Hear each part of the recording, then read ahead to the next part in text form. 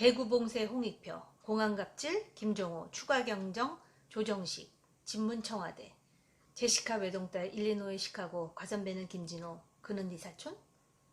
제시카 외동딸 일리노이 시카고 과선배는 김진호, 그는 네 사촌, 대구 봉쇄 홍익표, 공항갑질 김종호, 추가 경정 조정식, 친문 청와대. 와, 라임 죽입니다.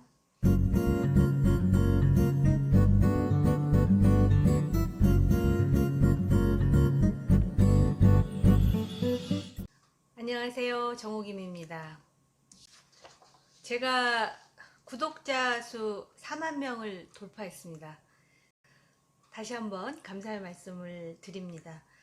특히 코로나를 포함해서 굉장히 어려운 상황인데 대구에서도 메시지를 주신 분들이 계십니다. 오히려 제가 위로해드리고 응원해드려야 되는데 정론을 펼치라는 동료로 받아들이고 있습니다.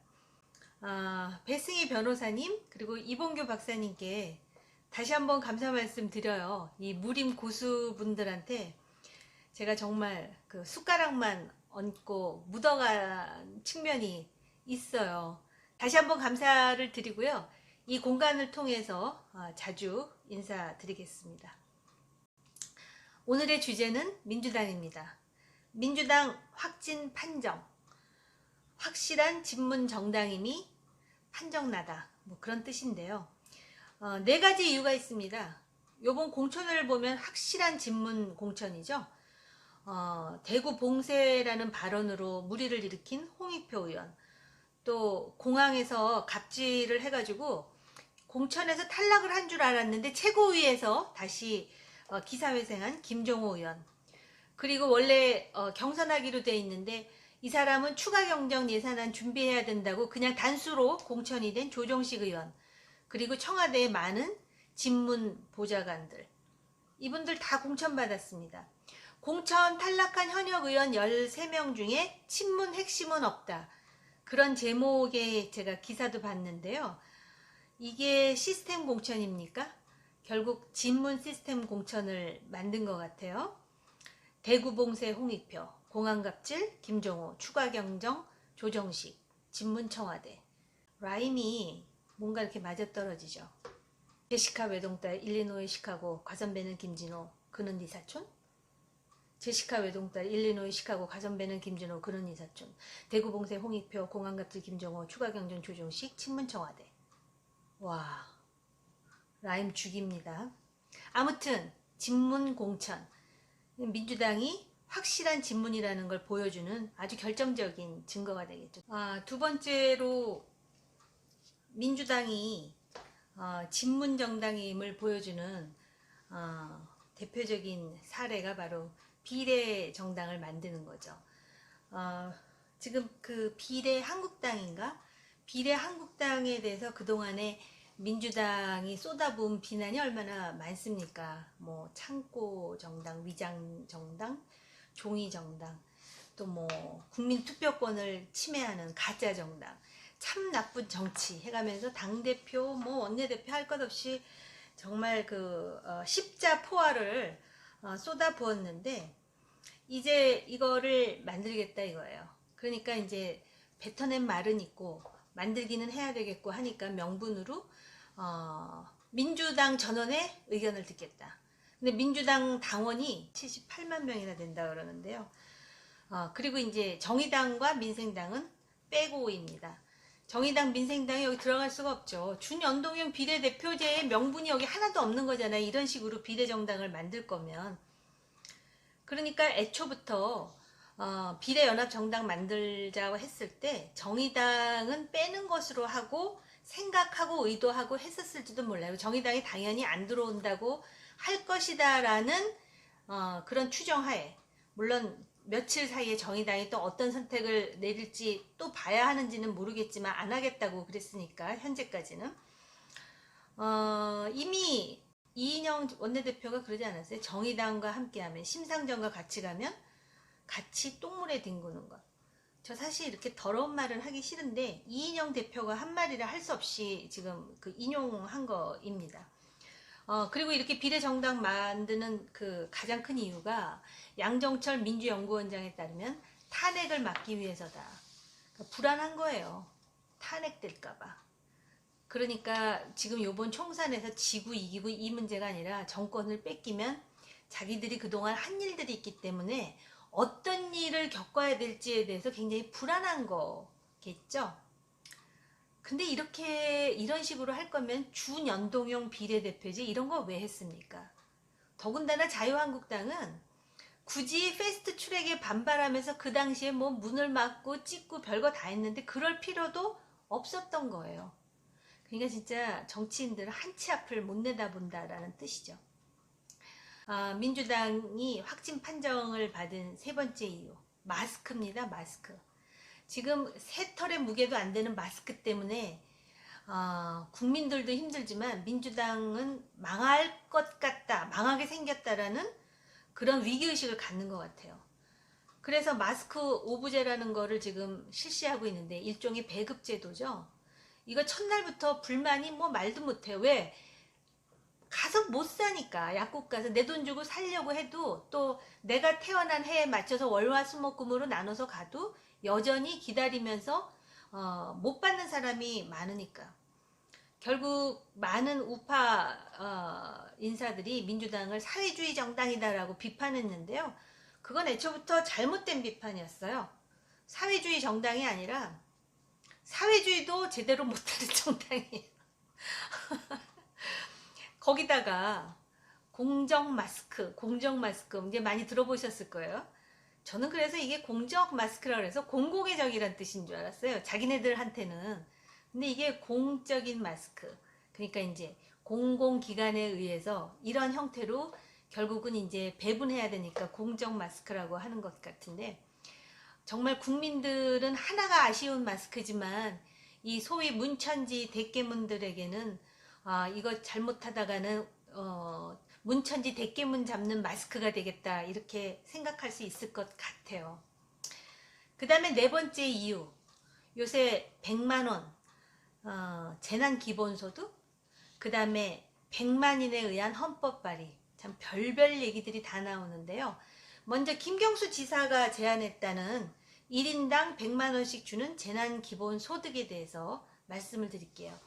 지금 코로나로 어려운 상황이니까 국가 예산 51조를 풀어가지고 1인당 100만원씩 다 나눠주자는 거예요. 그렇게 하면은 뭐 시장이 활성화되고 경기가 뭐 진작이 된다, 뭐 그런 의도라고 합니다. 그래서 그 김경수 지사 주장하기를 4대강보다 이거 적은 액수다, 그러니 해야 된다 이렇게 주장을 하는데요.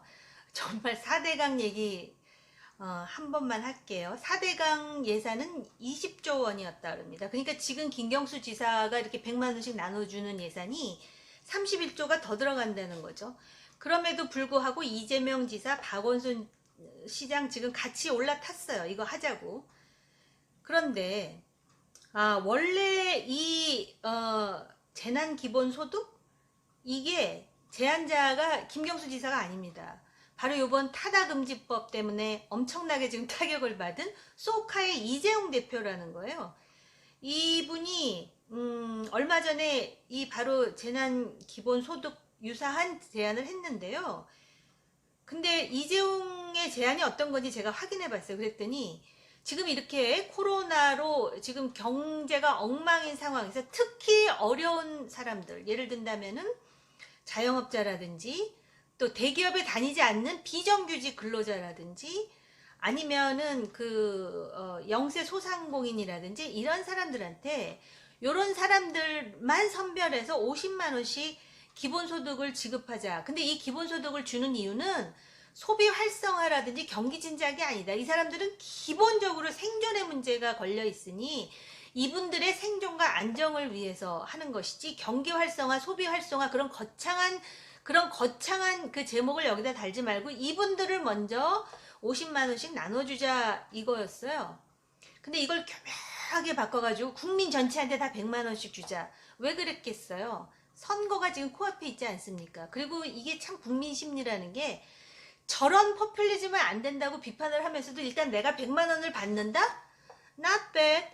나쁘지 않다고 생각을 해요. 그렇게 해서 표 주는 사람이 있을 수도 있어요. 그리고 이거 이렇게 말하는 거 야당이 대놓고 반대 못합니다.